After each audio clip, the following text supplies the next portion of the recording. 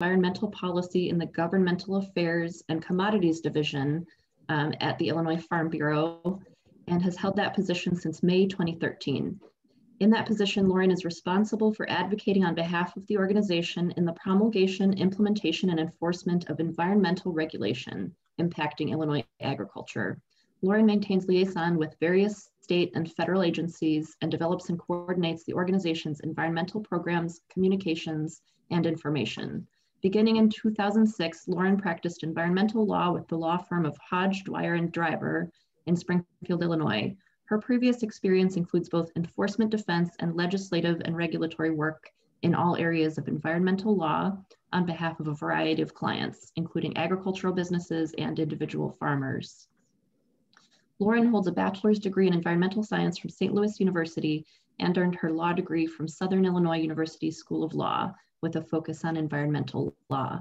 Lauren and her husband, Matt, have one daughter, Caroline, and one son, Julian. They live in Bloomington, Illinois. And with that, Lauren, you may take it away. Awesome. Thank you. Can you hear me okay? Yep. All right. Everybody got the full bio. So now you know as much as you can about me. Thank you for having me and in the virtual format.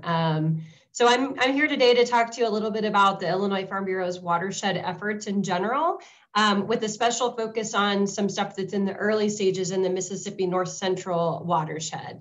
And before I get started, I just wanted to let you know what picture you're looking at here. Normally, our team spends time all summer traveling and hosting field days with county farm bureaus, thinking about meetings with local stakeholders. And this is what our summer looked like this time around. You'll notice our video crew there with a mask on and our farmer leaders talking about, in this case, it was down in Clinton County, cover crops for forage and also soil health and water quality improvement, some soil health data, as well as manure application and things like that. But it's a little bit different. We still have all of those field days on our on-demand library on ilfb.org / I think field days, but I can make sure you have that link. Anyway, I thought that would be kind of funny to start out there. Next slide. Thank you. So I'm sure many of you are familiar with the Illinois Farm Bureau, but for those of you who are not, you might be wondering what I do and maybe have some opinions on what I would be doing at the Farm Bureau on environmental issues, or kind of wondering why I'm talking in this space at all. So a little bit of a background, we've been around for over 100 years. We provide education, information, legislative and lobbying efforts to farmers, and our farmers join through their county farm bureau. Right now, our membership is about 78,000 individual voting members. So that's about 3 out of 4 Illinois farmers are all engaged at the county level. One of the things I think is cool, and I like to make sure that groups like yours on the line understand kind of what we were really created for. And so one of the first activities of the new organization 100 years ago was to bring soil and crop specialists to each county to give farmers latest ag research information and recommendations. And we realize there's a lot of fantastic resources in our state and really in the Midwest to be able to do that. We try to not reinvent the wheel, but to make sure that our communication platforms and our infrastructure can support putting that stuff out in front of our farmer members. Like I said, our farmers will join through their county farm bureau, and in that membership, they engage in a grassroots policy development process. Looks a little bit different these days, and we're getting curveballs thrown at it, but normally it looks like meetings of farmers at the county level, ideas that are circulated literally all over the place. I've got a policy book that's about 100 pages long and speaks to our position of support and opposition to several different issues. And normally we end in an annual meeting in December, where we're usually at the Palmer House in Chicago with hundreds of farmers. So we're taking all that to a virtual format, and it is not the easiest thing, but we still have had the policy debate throughout the year. And we also are a member of American Farm Bureau, and that policy feeds up into that. Next slide, please. Thank you. So I talked a little bit about our organizational priorities. But another thing that I wanted you all to know, and you deal with farmers in your own capacities at the farm gate level, at the county level, we here at Farm Bureau ultimately answer to our membership, and our membership is guided by our board of directors. They are elected by their peers. So each year our board of directors sets some priorities that they want to focus on, knowing that we are here to work on a variety of things, from tax policy to energy to environment to transportation, you name it, we work on it. But the board of directors at Farm Bureau for the last 5 years, I've been here for 7, for about 5, they have on their short list have prioritized improving Illinois Ag's contribution to improve the environment. And our policy actually touches on environmental issues all over the place. And I have a quick rundown of what the policy is. It's very nuanced and obviously does change and evolve each year with new topics that come about in the policy stage at either the state or federal level. And then there's some remaining things from years past. But one of the things, I was on our board meeting remotely this morning before joining in, and one of our big issues right now, obviously it will always be water, but it's also a different view on climate change policy. And that all came through this process as well. Next slide. All right, so I wanted to make sure that you were aware of really what I do here and who I work with. And obviously I work for farmers and answer to farmer leaders, but I have a team of people. I have a PhD hydrologist who is on my team, and I have a social scientist. And so we work together to look at what's coming at us from a scientific and policy perspective, as well as answer our farmer questions and educate them on things that we come across in opportunities, either for scientific information to let them assist them in making their decisions, or opportunities to engage in discussions, or even some cost share opportunities if they're available. So it's a little bit, sorry, go back. So it's a little bit nuanced. The people that we normally talk to are farmers, regulators, or scientists, and we love all of them equally. But we do a little bit of proactive work as well as work on policy. So over the last several years, and I'm going to talk about this on the next slide too, is really in an organized fashion, and in sort of the priority is to get our organization more engaged in things that matter and that cross the County Farm Bureau lines. And so that really is at the watershed scale, both planning and implementation, and trying to lend support and resources where we can, when our members in the local area are desiring to be part of it. We want to help them accomplish that. Next slide. All right, and so really it all started with discussions, like many people have referenced here, about our Illinois nutrient loss reduction strategy. We have been engaged from the very beginning and took the invitation very seriously to show general public and our other stakeholders that agriculture is committed to trying to make a difference here. And Illinois Farm Bureau has gone all in, not just me, but it's kind of taken on a life of its own, which is very positive. But we do believe that obviously our measure of success will be determined by others. And it'll be, what's leaving our state. It will be what's the water quality look like inside of our state, what is happening as far as what people are learning and where they're going, and then ultimately what they're doing on the land as a result of some of that information that they have received. And so we are trying to work there, but we started as an organization to feel like, yes, we know that things happen at the farm scale, that every farmer is making decisions on each individual field, and they're trying to manage risk while they're making these changes to improve the environment and taking advantage of cost share programs where they're available, or doing it on their own and figuring out a way how to foot the bill for the things that we're asking. But we did feel as an organization, once within the nutrient loss reduction strategy, there started to be watersheds that were prioritized, that we needed to find a way to get more organized and more involved in the work, at least inside those priority watersheds. for the nutrient loss reduction strategy. So next slide. These are a couple pictures from some of our work over the last couple of years, not this summer, as I said at the beginning, but our implementation of the nutrient loss strategy obviously does fit into watershed planning and implementation. But over time, and really it's crazy that it's been 5 years, our board has committed $2 million to implement the strategy. That's on education and outreach, outside of the things that we already have. We have a radio station, we have a newspaper, we do all that, you know, video and everything for free. But everything on top of that, we, you know, we do have to pay to feed people if they come to a meeting and things like that. So we kind of track our efforts there. We support quite a few agricultural researchers in the area of these best management practices. So that way, you know, we hear what the questions are from the farmers. And if we can find someone who has a PhD, hopefully, in the state to research it for us and get answers at some point into the future, then we feel like we're bringing tremendous value to our farming membership.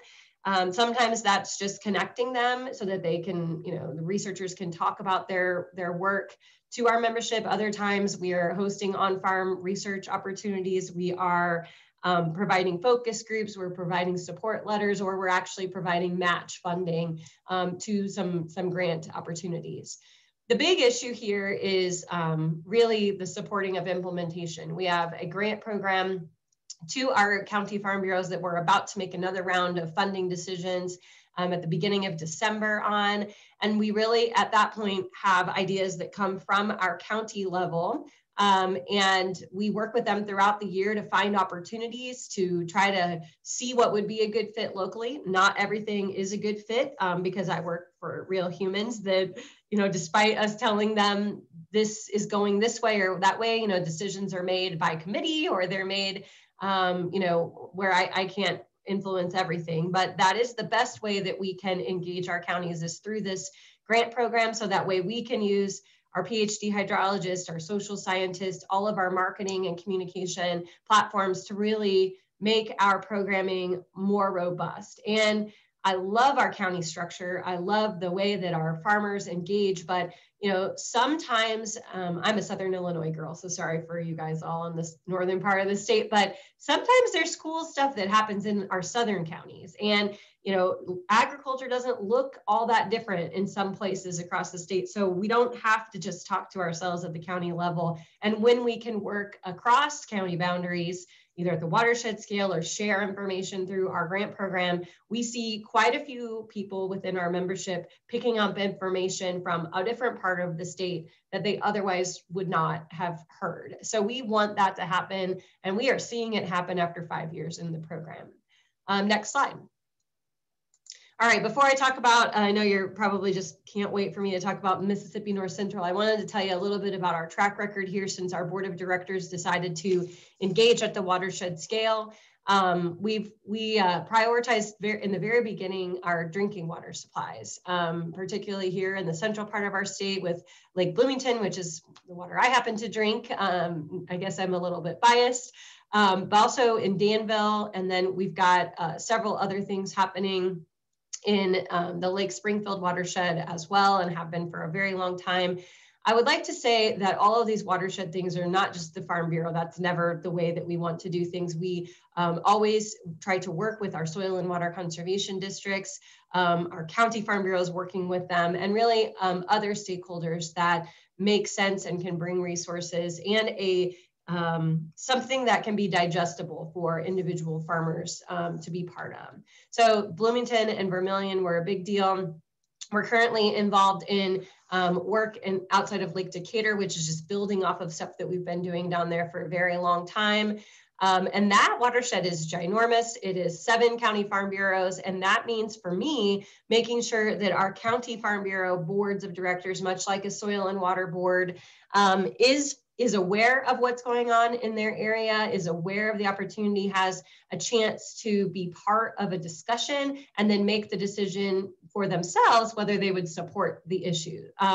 So in that case, it's 7 different county farm bureaus, all of which were, because of that process, supportive. So for anyone working with county farm bureaus, I'm always willing to help. And I've worked with some of you that I can see your names here.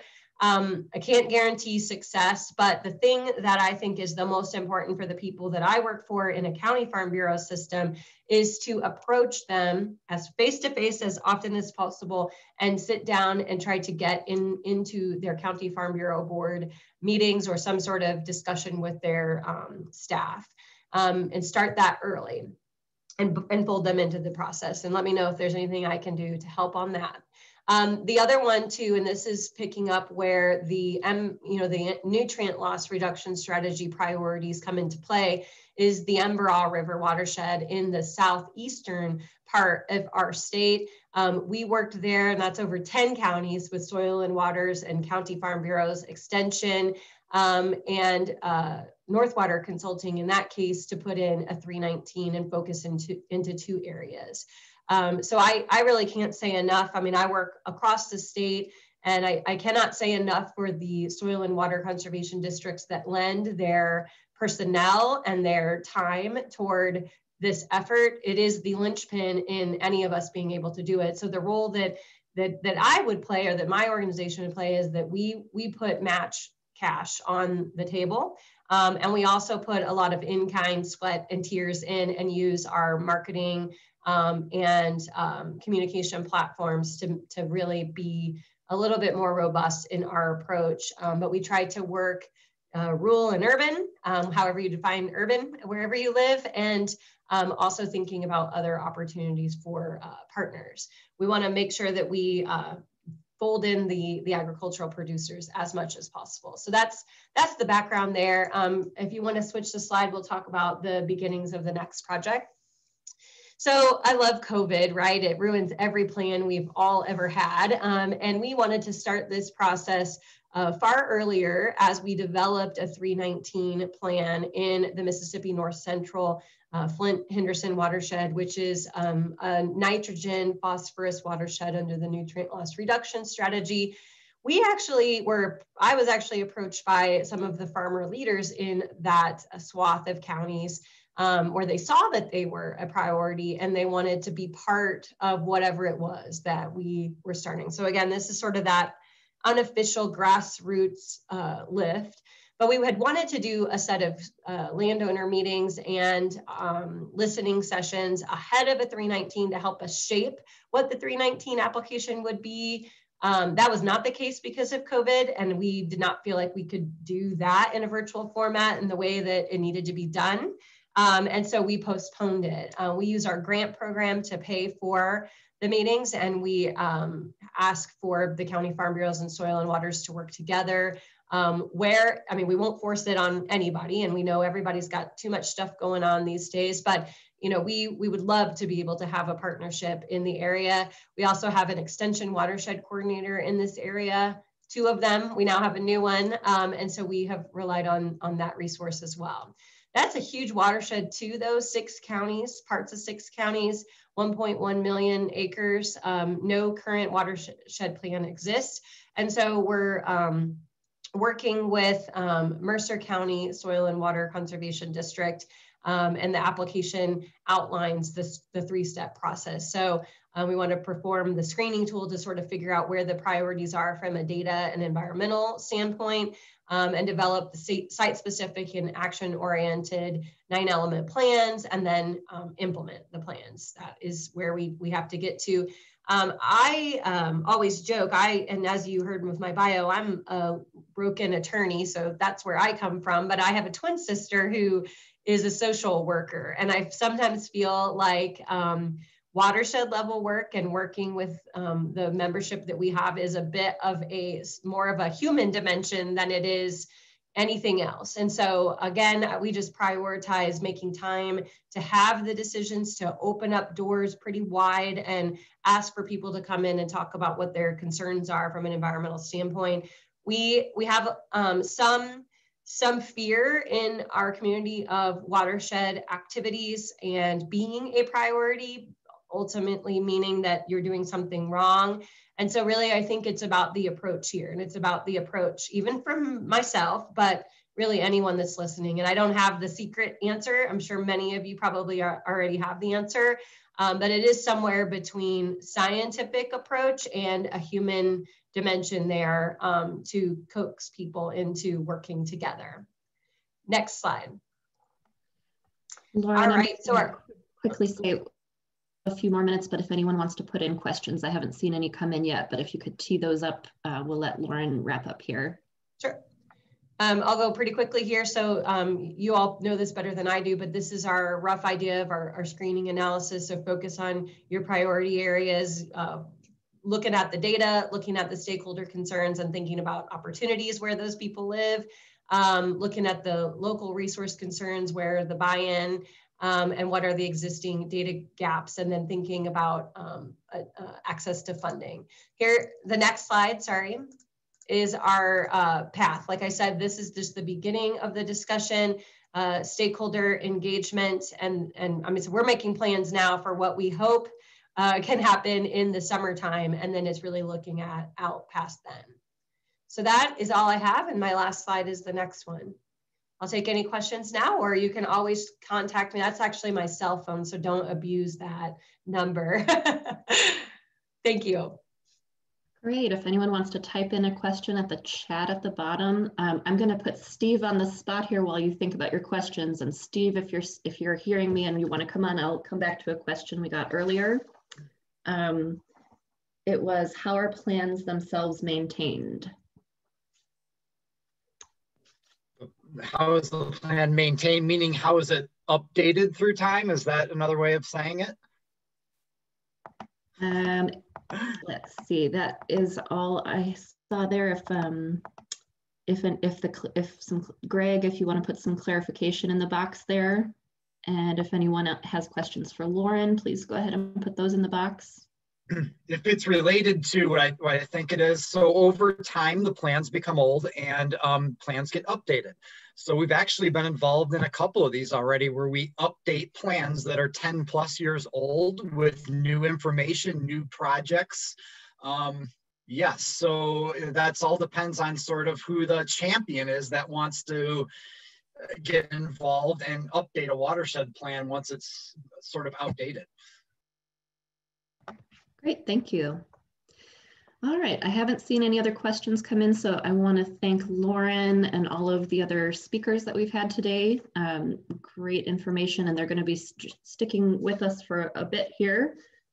Next, we're going to be breaking out into groups. You may see an option come up where you can click to enter the group, but you will be automatically assigned to a breakout room.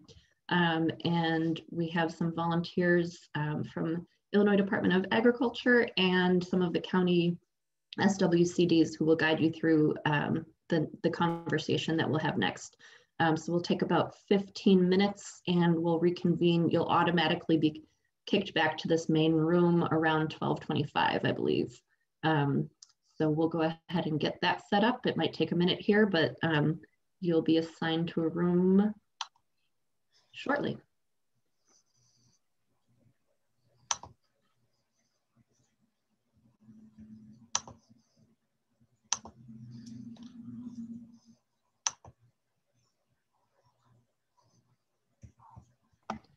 And like I said, you may see a pop-up that says the host is inviting you to join breakout room. Go ahead and click join.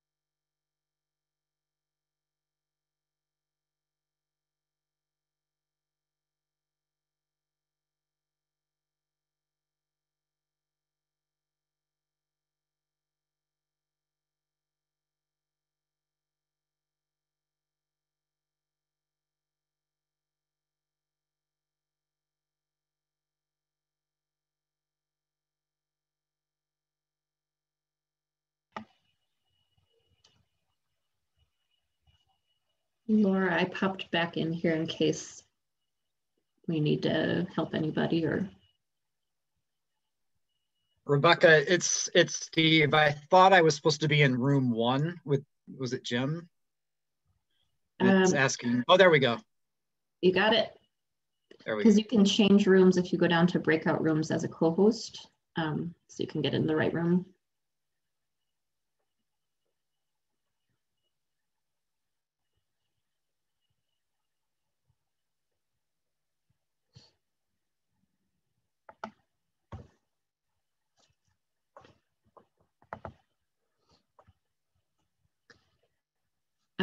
Any of the folks still in the room, are you having any trouble getting into the breakout room? Either type in or unmute yourself to let me know if you're having any trouble.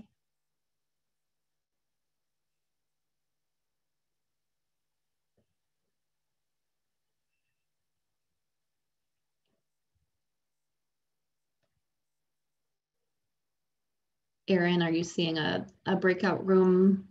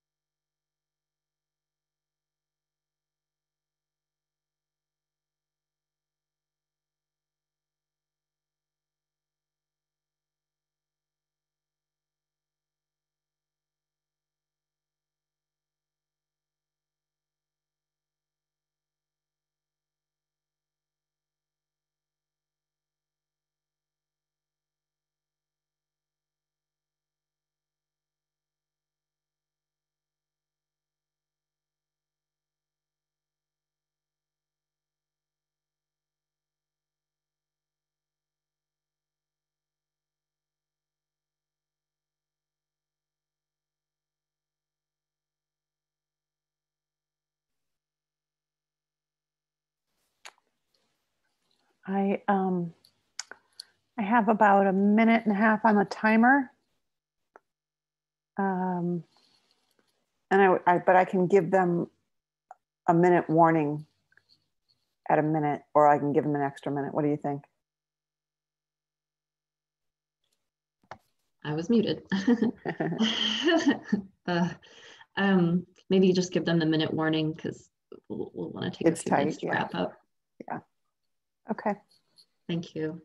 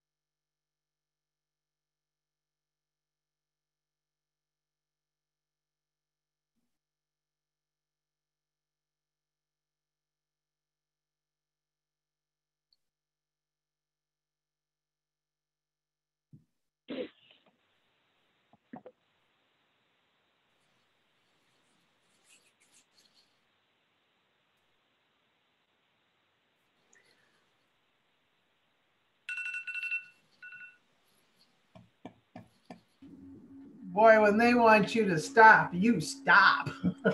Sorry, there isn't a way to correct that, but we can go back into it for those that want to stick around and continue their conversation after the wrap up. Let's see. I can't tell if all the rooms are back yet. They are. Everyone's back. Okay. All right. Great. Great. So then we're just going to take a few minutes here at the end to have each of the group leaders report back just a couple of high-level points, just maybe about a minute each, and then we'll wrap up and say goodbye for the day. So let's start with room 4. Elizabeth, would you mind sharing? You're muted. I got shifted into that room late, and Carrie was leading and taking notes. Great. So, Sure, I'll jump in if that's okay. Yep. We were talking, first of all, Rebecca Olson shared a little bit about her work with farmer-led watershed groups and how 2 of the most important things are making sure that the right people are at the table and that the main barriers, which are sort of the implementation funds. So if a farmer decides they want to do a project, how are they going to be supported? How can we support them in the implementation? And then we started to talk a little bit about the pasture project, which is going beyond BMPs and moving into perennialization of some of the perennial cropping. And actually a concept that was new to me was grazing cover crops. So I think Rebecca called it regenerative grazing. And then we also talked about how we can take this moving beyond best management practices and moving into using more perennials to assist with our soil regeneration. So we had quite a lively conversation with several people. Thank you. Excellent. Thank you, Carrie. Great. Let's move right into group 2. Dennis, would you mind sharing a little bit about your group's conversation? Some of the same concerns that that were just mentioned about timing of grant applications, stuff like that. Other concerns or barriers are rented ground, trying to get practices put with working with landowners versus maybe just the tenants. Those are probably the 2 biggest things that were brought up. Great, thank you. how about group 1? Joe? Yes, we got started a little bit late too, and we could have gone on and on, I'm sure. So what a wonderful group that we had there. And so all kind of different experiences, and just the makeup of our group made for would make a really great partnership. And I wanted to highlight a little bit of Nick Newman. So a lot of in our groups, we don't oftentimes have the treatment plant folks directly work with us. And it's so nice to hear all the great things going on at the DeKalb district there with not only upgrading the treatment plant, to remove the phosphorus, which we all know is a big part of the NLRS, but then also the pollinator projects and that partnership with the district. Every square inch of their property that they can put pollinators in is a big part of that. To me, this is pretty huge, and it just tells us we got to work harder to find even more partners that are valuable within the watershed, not just the ones we traditionally work with the farm groups and such. And so then, we've got several of our district folks here that are actively working from our group that are working with watershed groups. And even Lorraine is new to the Bureau district, but the Bureau Creek Watershed's been going on for a long time, and there's going to be a lot of opportunities there to work. So really, if we'd had a little more time, we'd have fished more out. But what a wonderful group of people that are out working in watersheds and at all different tenure to do good things to help improve water quality. So thank you to all those in our group. Excellent. Thank you, Joe. All right, and finally, last but not least, group 3, Spring, if you could take it away. Yeah, definitely a lot of the same items were discussed. A lot of the barriers that we talked about were funding. Also, as far as being a group that's helping promote these BMPs, just selling your product to the producer or the landowner, that is a problem. A lot of the BMPs that are being implemented from my group were field borders, pollinators, putting in waterways and bioswales, utilizing CRP, CSP, and EQIP, so those funding opportunities out there. The one thing that I did come away that I thought was interesting was Katie, one of our group members, she works with a lot of riparian buffers and doing a dual purpose. So including edible buffers so that once their CRP or CSP contract is up, those producers are able to have an income off of those riparian buffers. So pawpaw, she mentioned, willows and red twig dogwood, using that for like floral applications. So I thought that was pretty interesting. Great, thank you so much. And thank you all for participating and learning hopefully a lot today, and then sharing your own perspective in those small groups. So thank you, and hopefully those conversations will continue. I'm going to put my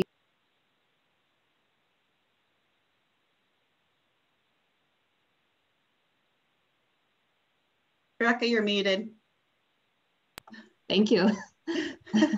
I just wanted to say thank you to everyone for participating. Hopefully you learned a lot today, and you had a good conversation afterwards with folks in your area. I put the AISWCD website in the chat. If you need more information or would like more information about SWCDs, that's a place you can start. You can also reach out to me if you're having any trouble finding your local district, but you can always search for your county soil and water conservation district so that you can stay up to date and informed and connected to the local work where you are. And hopefully you've made some contacts today. So any further questions, reach out to me or any of the presenters, and thank you all so much once again, and thank you to our presenters. I hope you have a great rest of your day. Thank you, everybody. Thank you, everybody. Thank you. Thanks. Take care, everyone. Thanks, Laura. Thank you. Yeah, have a great day.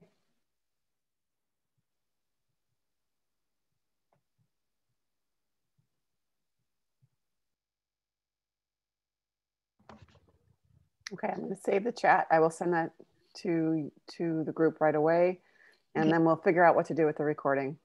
Okay, great. Okay, have a great day. Thank you so much, Rebecca. It was fantastic. Thank you for hosting. Yeah, I enjoyed it.